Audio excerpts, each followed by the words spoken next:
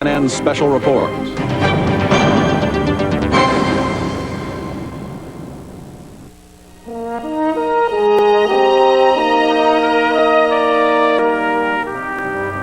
I, Ronald Reagan, do solemnly swear that I will faithfully execute the office of President of the United States.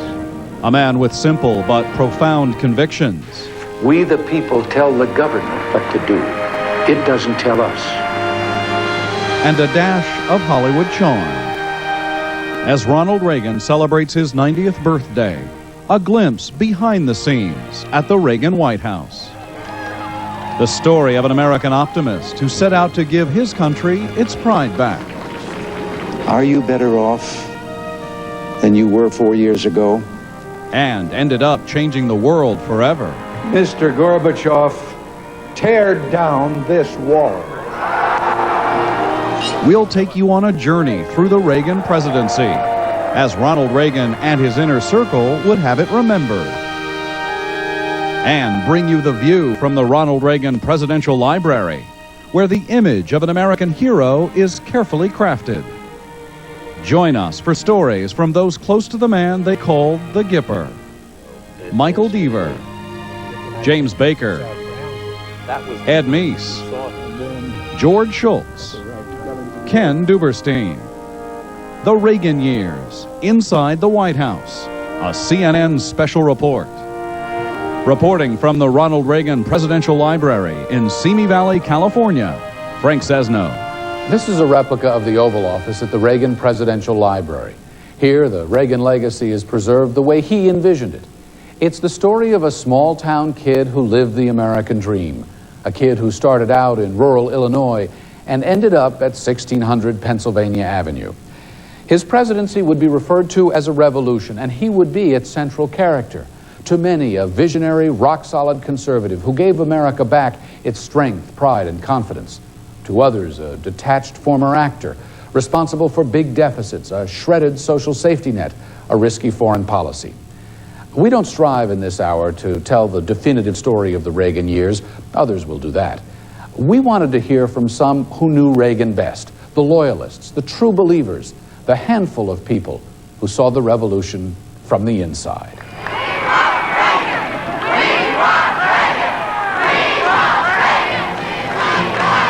I will resolutely defend the integrity of for nearly 4 years the hopes of the American people. And I look forward to being able to direct everywhere I go. I find men and women yearning for new hope and new leadership. When Ronald Reagan ran for president in 1980, the country was tired and torn. It faced economic crisis at home, 13% inflation, a national oil shortage, stubborn unemployment. It faced national humiliation abroad, with 52 Americans held hostage in Iran.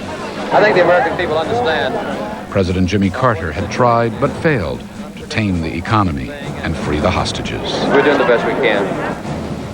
It's a tough time. You know, it's hard to remember back that we had double-digit inflation, double-digit interest rates, gas lines. That gas pump over there is the symbol of the late 70s and the early 80s. Everybody had to get up on Saturday morning to be sure you got to the gas station to get your gas for the week. Reagan said, you know, we shouldn't accept this. Why are we accepting this kind of an America? We deserve better. I now declare you to be duly installed as governor of the state of California. Reagan set his sights on the White House after 2 terms as California's governor. That's where he first fought for tax reform and deficit reduction. At the library, the philosophy and the voice of the president himself. Ever since I entered the political arena, I have been on something of a crusade.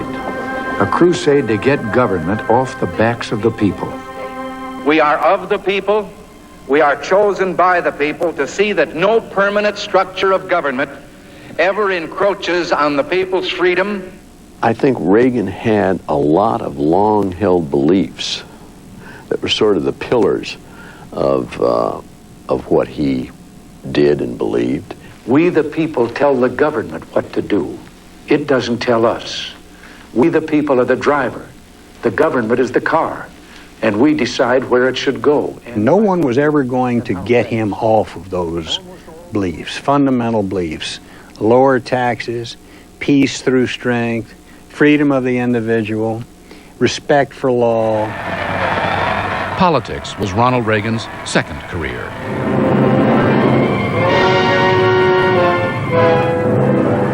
Sonar, unreliable chart, and they know we're down here. He was a B-movie actor. He wasn't a, prime time. He was a B-movie actor.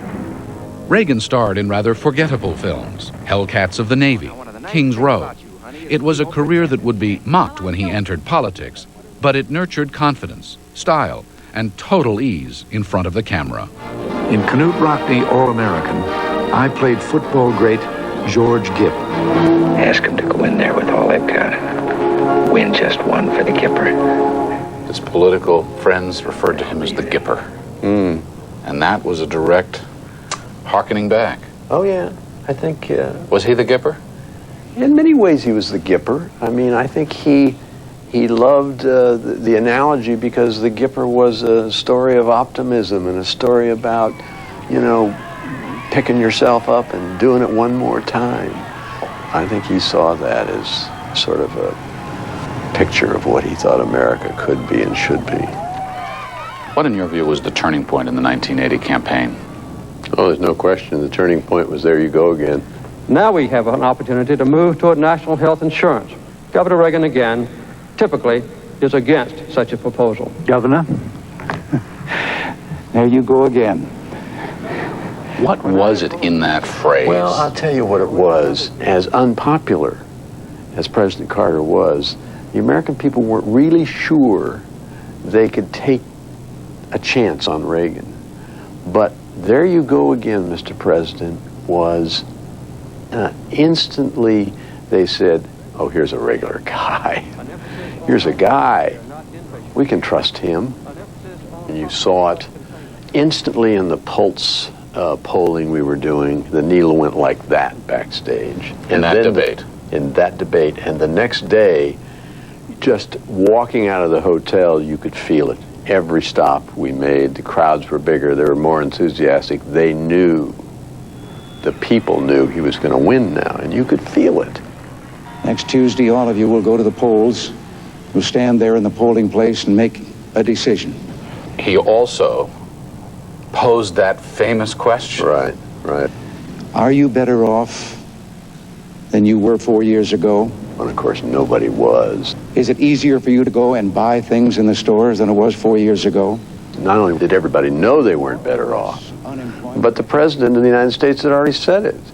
Carter had said we're in a malaise.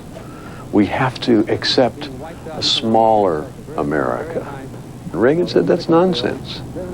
And so when he said, are you better off today, everybody could answer that question individually and say no.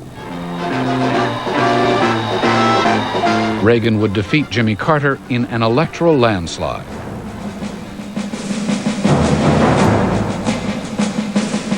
I, Ronald Reagan, do solemnly swear. I, Ronald Reagan, do solemnly swear that I will faithfully execute the office of President of the United States. that I will faithfully execute the office of President of the United States. I do not believe in a fate that will fall on us no matter what we do. I do believe in a fate that will fall on us if we do nothing. Pretty accurate replica of Ronald Reagan's office? Yeah, I said, when you walk in here, I mean, you can almost smell and feel. It's so real. Memories? Oh, yeah. Lots of memories. The first moment we walked into the Oval Office off the reviewing stand of the inaugural, and we were in there in our formal clothes, and he sat down behind the desk, put both hands on that desk that had been Kennedy's, and he looked at me and he said, "Do you have goosebumps?" The break with the Carter years was dramatic. On Inauguration Day, Iran released the American hostages it had held for 444 days. I think it was right after he'd been sworn in, and we got a message that they were coming out, that they were going to let him loose. And I think they did that, I think the Iranians did that because they'd been upset with the Carter administration. And so the Reagan Revolution was launched. We were determined to make the best of whatever honeymoon period we had. So we had a 100-day plan that was singularly focused on economic reform, primarily tax reductions, spending cuts, and elimination of regulations. This was Ronald Reagan's mantra? This was it, absolutely. From the outset, the president's aides used the imagery around Reagan to project his strength and to reinforce his message. Reagan was the first camera-ready president, and it showed. Together with Nancy, here in her signature color red, the Reagans brought a bit of Hollywood to Washington. The critics scoffed, but to little effect. You didn't have to do anything with Reagan. I mean, he looked presidential. I always thought of my job, A, as lighting him well, and B, filling up the space around him so that the visual that the public saw in every way we could would tell the story of that particular action, whatever it was. This photo over here, this red carpet, it's not an accident. No, that was the background that we used for the press conferences, and there was a reason for it. But you see, the whole visual there is formality and power, high ceilings, pillars, crystal chandeliers, red carpet. It's a place of importance. It's obviously the White House, and important things happen there.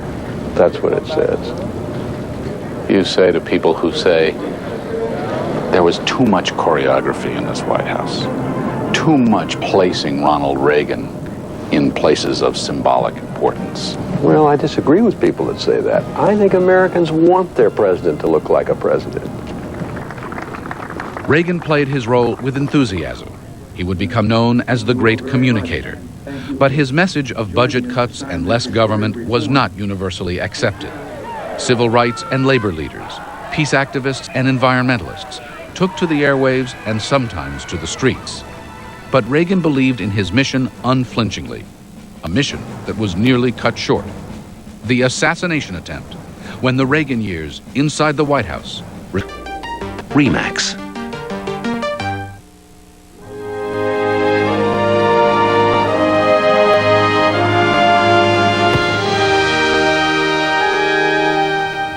It is America's nightmare, and it almost happened in the early days of the Reagan presidency. He was coming out of a Washington, D.C. hotel. His would-be assassin was waiting nearby. Here at the library, there are reminders. The bulletproof vest that Reagan did not wear. The X-ray that was taken moments after he arrived at the hospital.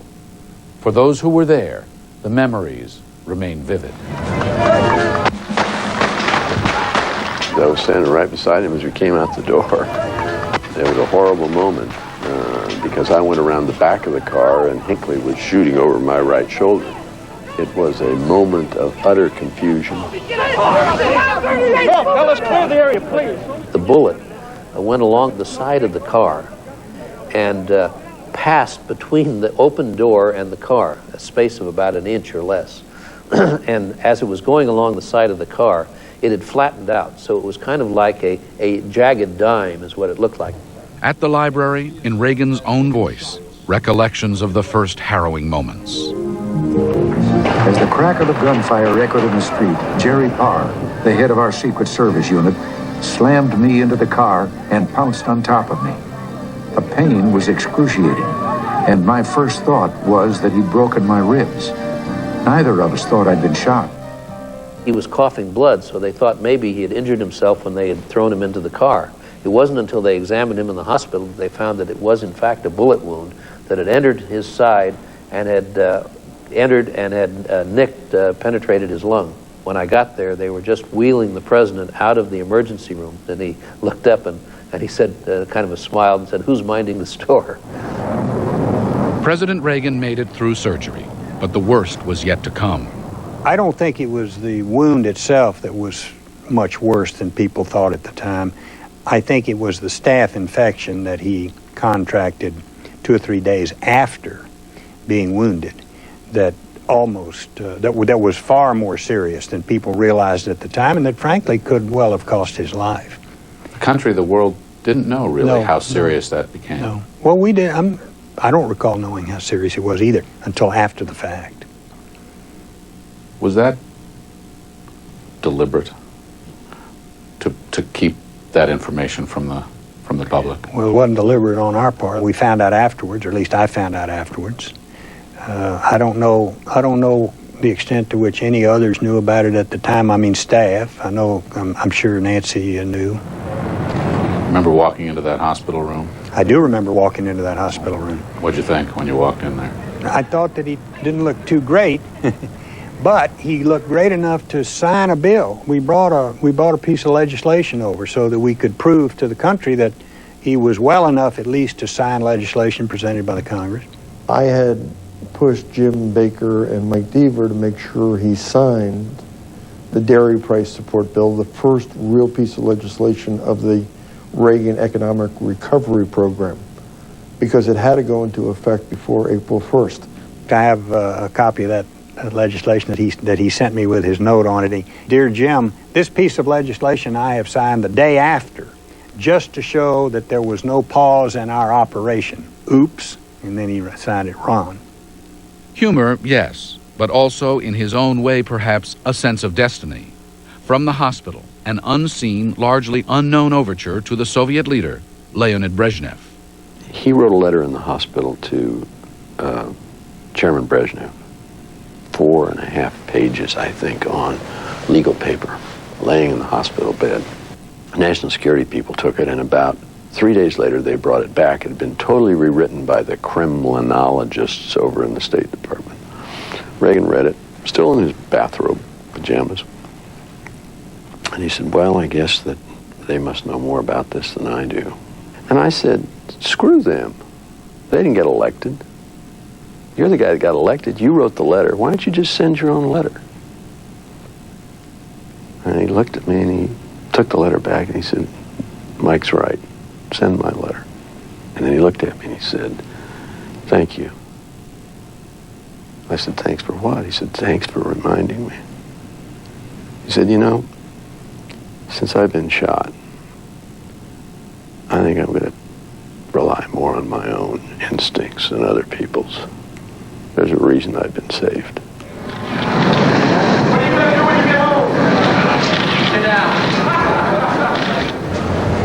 On April 11th, 12 days after being shot, the 70-year-old president returned to the White House. What were the emotions on the lawn that day? Tears of joy, of recommitment. Reagan was coming back strong. Mr. Speaker, the President of the United States.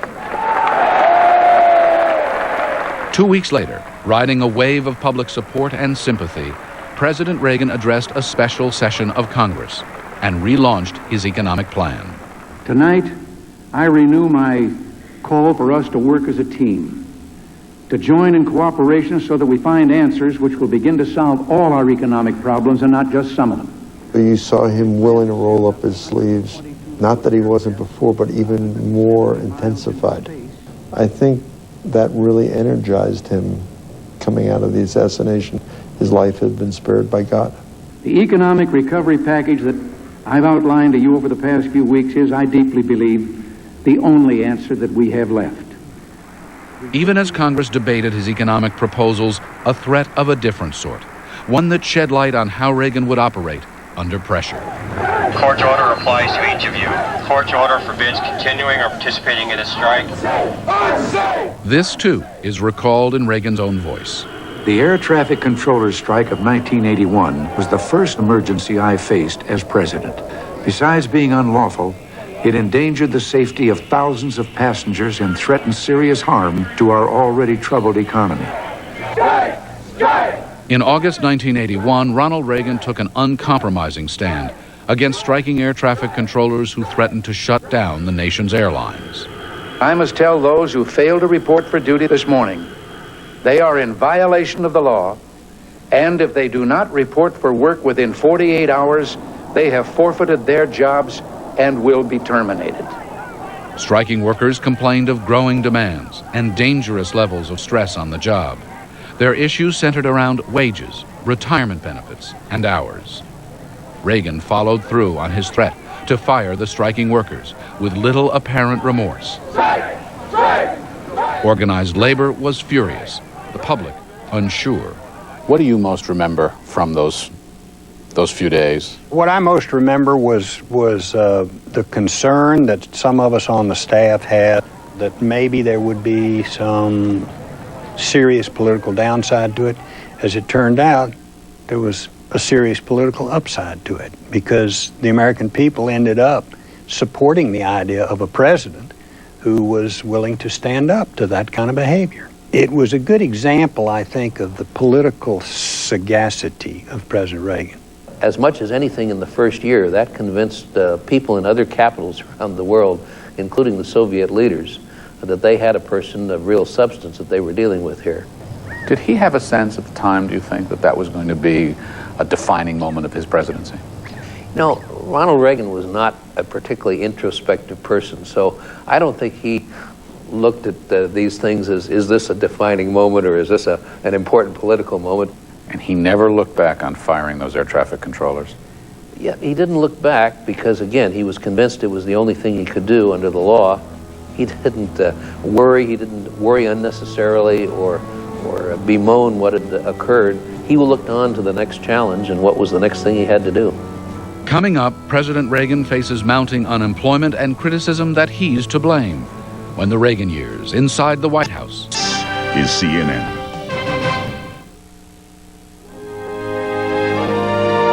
The Reagan years, inside the White House, continues. Here once again, Frank Sesno.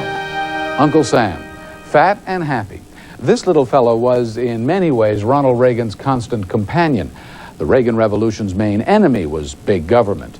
And Reagan believed that regulation, paperwork, taxes were the real impediments to prosperity and national strength. Some, even in his administration, believed it simplistic and naive. But Reagan was immovable. Big government is neither healthy nor efficient, and it is not what the Founding Fathers had in mind when they created the United States of America. The economic recovery program had four major elements, and the biggest by far was the tax rate reduction. He had wanted 30% rate reduction over a period of 3 years. He got ultimately 25%. I ask you now to put aside any feelings of frustration or helplessness about our political institutions and join me in this dramatic but responsible plan to reduce the enormous burden of federal taxation on you and your family. And Reagan was coming from a very simple proposition. If you lower the tax rate, then more people will work, there'll be more income, and the economy and everybody's lives will be better. But everyone's life did not get better, though he won a 3-year, 25% income tax cut. By 1982, Reagan faced a deepening recession, mounting unemployment and homelessness, a contentious Congress, and growing public skepticism. Reaganomics, the critics said, wasn't working. In October of 1982, unemployment actually hit 10%. Yeah. That was when the president's polls took probably their most significant hit of his presidency. How difficult was that? It was very difficult. It was very difficult. It was the only time in the 8 years of the Reagan presidency that I remember seeing him really sort of down. All of the things that he said were going to happen, that things were going to get better, were not getting better. His budget had, in fact, not caught up with the recession in the country as fast as he thought it would. At the White House, they coined a phrase, stay the course. Beyond those gates, however, many doubted and some demonized the president. Was he thin-skinned when he would be burned in effigy, or people would say that Ronald Reagan was heartless, or that he was responsible for daddy being out of work, or the family having to go on welfare or show up at the soup kitchen? He could get very upset when he was challenged directly on those types of issues. He thought it was totally unfair. He thought this was the media at its worst, that they were trying to ramrod something against him to try to show that it wasn't going to work. What I remember most vividly from that time is the story that he told and told and told about the optimistic kid and the pessimistic kid. The pessimist went to his room, and in his room was this tremendous array of new toys, trucks and dump trucks and railroad trains and all kinds of great toys. And the father just left him alone in there. And then he took his other son and he put him into his room, and there was this big pile of manure. They then went in and followed in where the boy was with the toys, and he was sitting there crying. And they said, what are you crying about? He said, well, I know somebody's going to come and take these away from me. And they went down to the room with the optimist, and he was on that top of that pile of stuff, and he was throwing it over his shoulder as fast as he could. And they said, what are you doing? He says, there's got to be a pony in here somewhere. He told that story incessantly. It was not just for himself, but for all of us. Got to keep our optimism up. We're going to make it. I think Reagan probably talked the country back into prosperity for about a year there before it all clicked in. Did he ever doubt himself? Never. Did you ever doubt him? Probably, yeah. Probably. I didn't have the confidence he had. I don't think there was anybody around him that took the long view of things. All of us pretty much took the short view. How great a temptation to change course in those early days? There was some temptation to change course, but it never would have happened with Ronald Reagan. Not only were Ronald Reagan's policies under intense scrutiny, so was his management style. Well, here we have these 3 magazine covers. The 9-to-5 presidency, is it working? Right. What was Ronald Reagan's working style, his management style? Well, I think it always had been, both in the White House and as governor, what he would call chairman of the board. He had his principal lieutenants that he put a lot of confidence and responsibility on. It was 9 to 5 probably in the Oval Office, but he would go home with stacks every night. He was a voracious reader. He felt that if somebody had given him something to read, that it was his responsibility to read it and master it and be ready for the meetings. And that's why we had to sometimes caution people on the White House staff to give him only things that were absolutely necessary. Reagan liked anecdotes and charts better than fat briefing books. His closest aides say sometimes he could be detached or aloof. Most times it worked. Sometimes it got him into trouble. Was he a delegator? You bet. Was he a big picture person? You bet. Was he concerned with all of the specifics of the daily schedule and the nuances of every policy issue? Was he a policy wonk? No.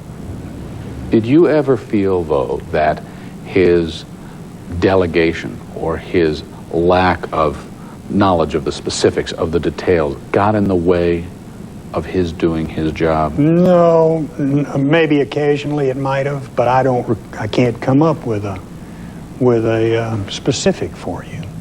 Reagan would have his fair share of controversies and scandals. That's when his reliance on his beloved Nancy would become especially important. Mrs. Reagan was his most dedicated supporter. She would weigh in on his schedule, sometimes consulting an astrologer. She watched over the staff. After the Iran-Contra affair, it was Nancy Reagan who led the effort to oust Chief of Staff Donald Reagan. She was the loyalty enforcer. She really looked out for him. She had good political antenna. Sometimes she would focus on something that was politically germane or important. Occasionally she would get into policy, not very often. She had a really significant influence on President Reagan, and she was his very best friend. And she was very important to him in many, many ways. But one way was in judging people's loyalty and in judging their ability to perform well for him. After all, she had been one who had promoted my presence in the Chief of Staff job in the first instance. We wanted to make sure it wasn't something she was going to be opposed to, because if she had been opposed to it, it probably never would have flown with the boss. You can tell it's working because, as I've said several times already, they don't call it Reaganomics anymore. Reagan deflected criticism with one-liners.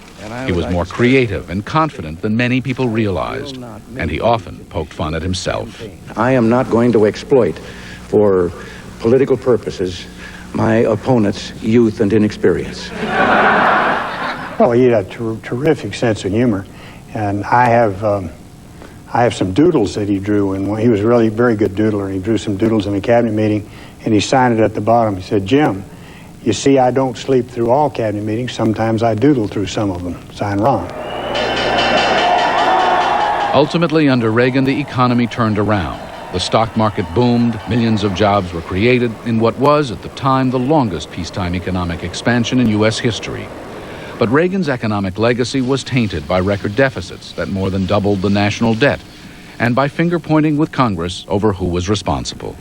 Failure to cope with this problem now could mean as much as $1 trillion more in national debt in the next 4 years alone. That would average $4,300 in additional debt for every man, woman, child, and baby in our nation.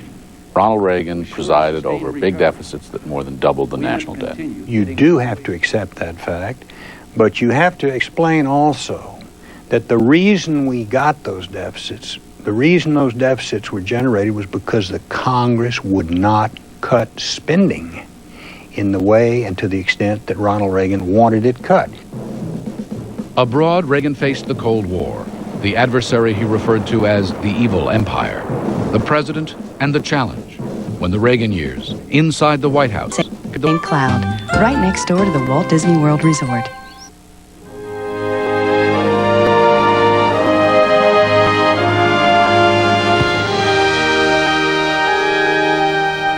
This nuclear cruise missile is now a museum piece.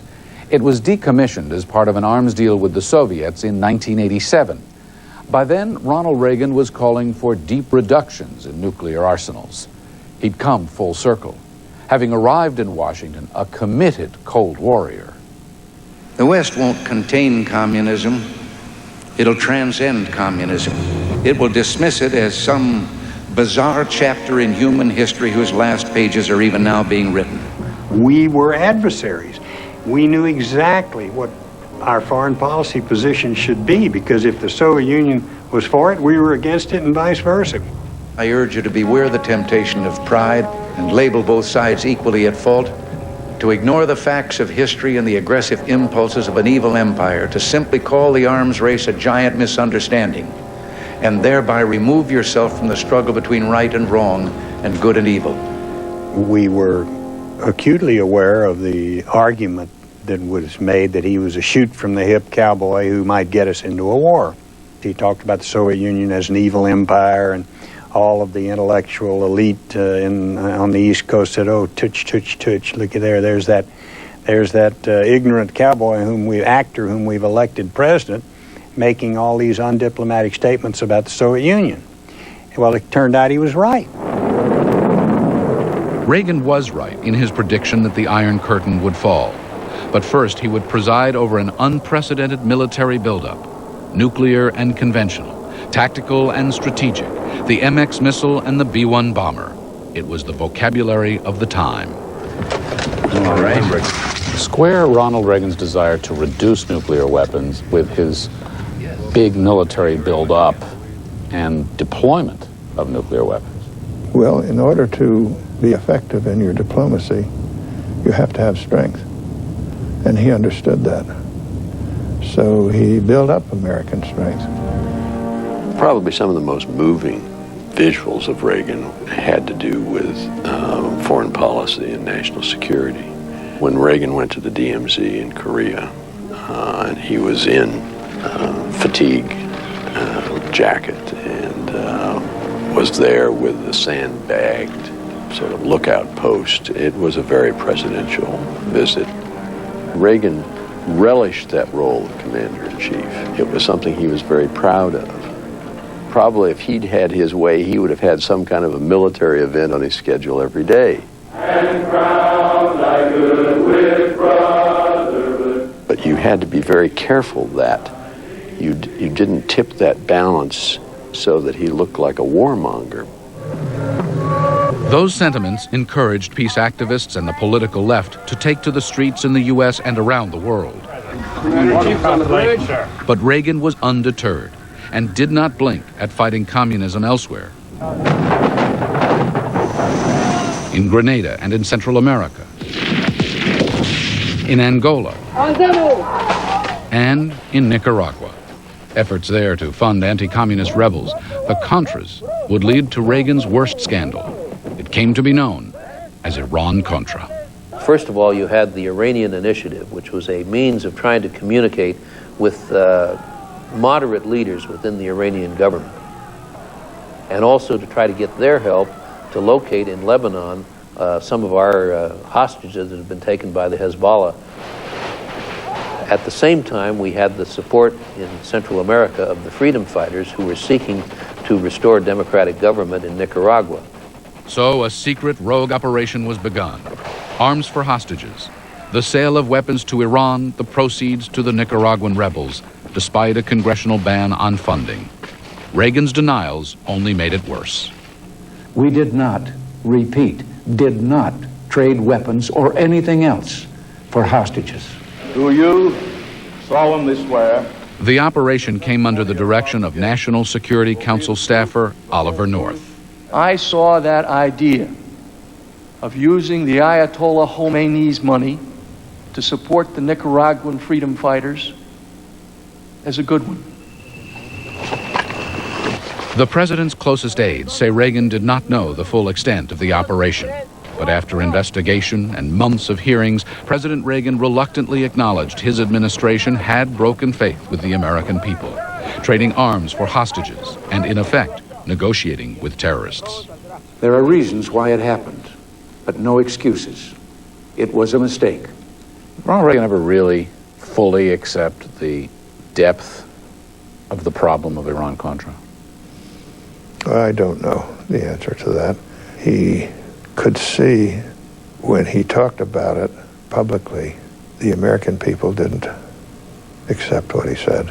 And he always felt that I'll try to do the right thing, and even if it's controversial, I can explain it, and if it's the right thing, the American people will wind up supporting it.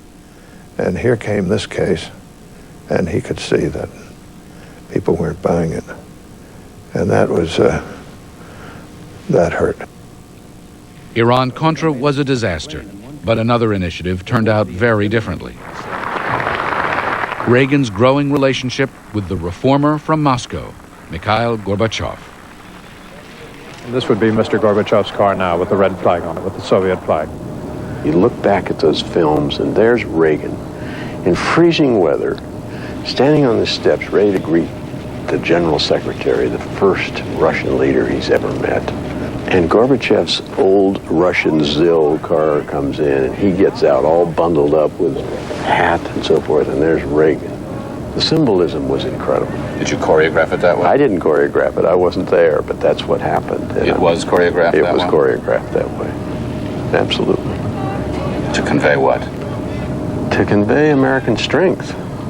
Did the Soviets catch on to that? Too late. It was a striking sight. Reagan, the lifelong anti-communist, and the new-style Soviet leader, trying to do business and negotiate.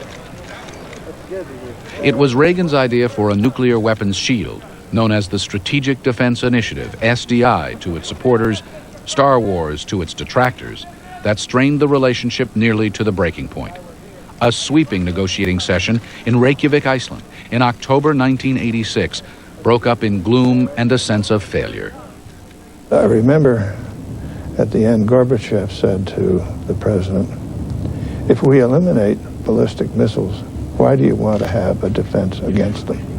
And President Reagan said, because people know how to make ballistic missiles. And there will be rogue states and oddballs around. And he said, if we develop this, we'll share it with you. And Gorbachev said, Mr. President, you won't even share milking machine technology with us. How can we expect you'll share this technology? While Reagan and Gorbachev wore the grim look of adversaries at Reykjavik, the summit had actually established broad areas of agreement. A year later, they met again, this time in Washington. The first meeting went poorly. Reagan was ill-prepared. Gorbachev spoke at length and in detail. Then, a Reagan flourish.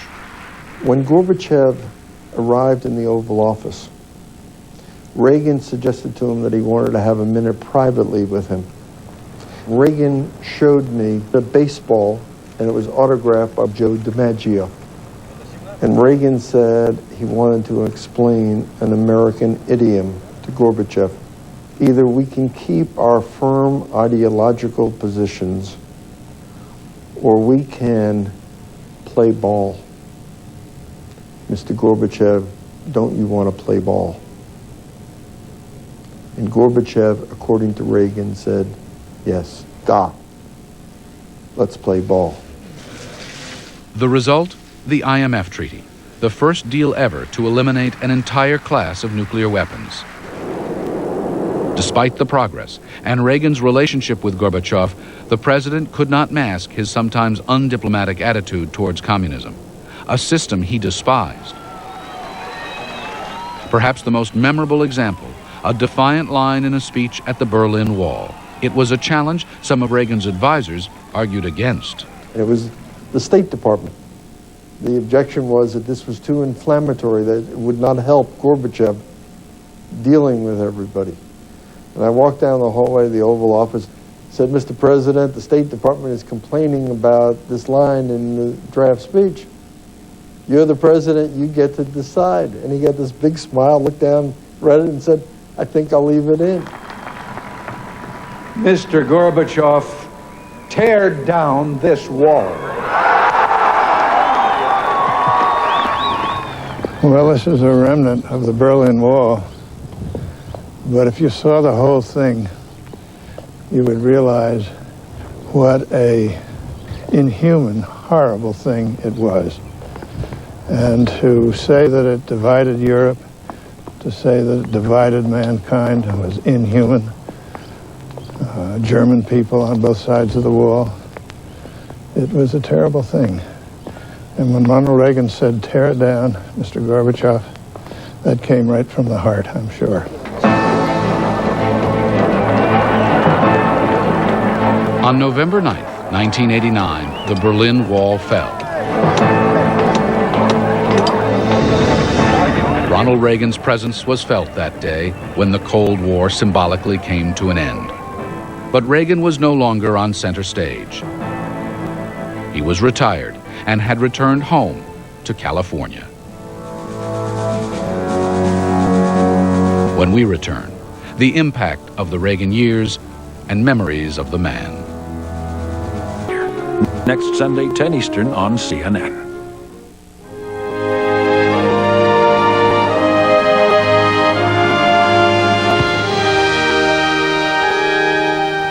Ronald Reagan's presidency was marked by contradictions.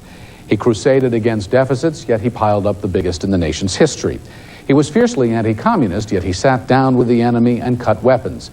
He spoke often of his own humble origins and delivered an economic boom, yet he never really connected with the nation's poor and disenfranchised. Still, Reagan left office a popular president. Maybe it's because people saw that on matters of principle, Reagan never wavered. Government was too big. Americans were taxed too much. At home and abroad, it was all about strength. Or maybe it's because he was that optimist he often spoke about. For him, America really was a shining city on the hill. For him, there really was a pony in there somewhere.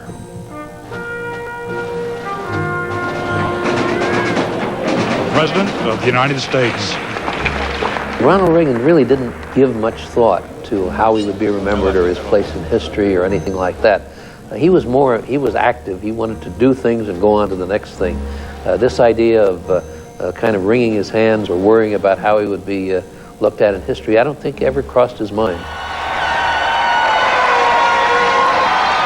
Ronald Reagan was bigger than life. I mean, he filled the screen when he was on television. He filled the screen when he was speaking to the American people. A final word to the men and women of the Reagan Revolution. The men and women across America who for 8 years did the work that brought America back. My friends, we did it.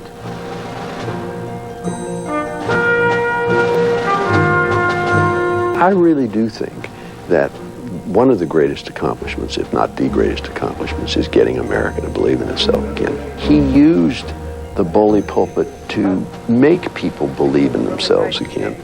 One of the great things about Ronald Reagan is that he knew himself.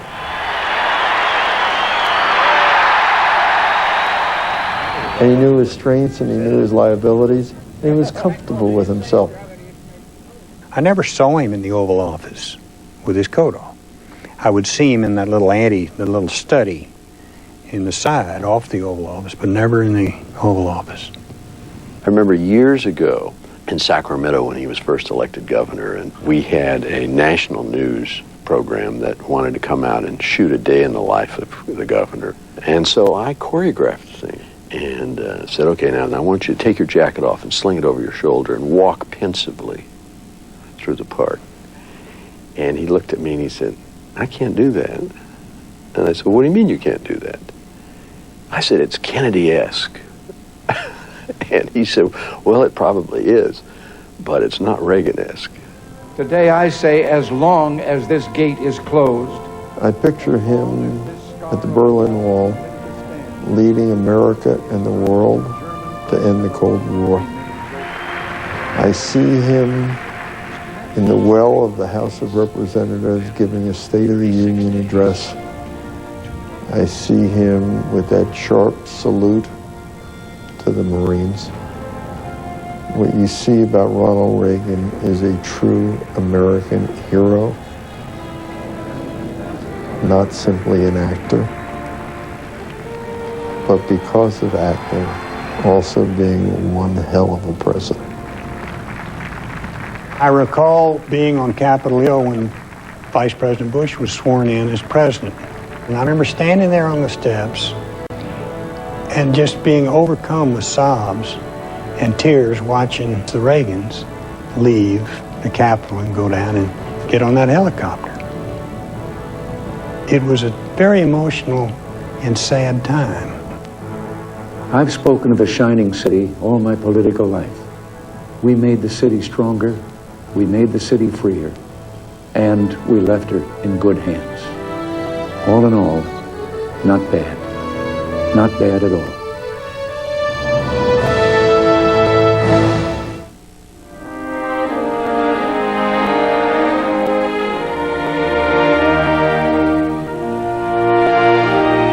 Next Sunday, Ronald Reagan's acting skill and his ability to speak to the people combine to form the image of the presidency. The Reagan years, the great communicator. Next Sunday, 10 Eastern on CNN.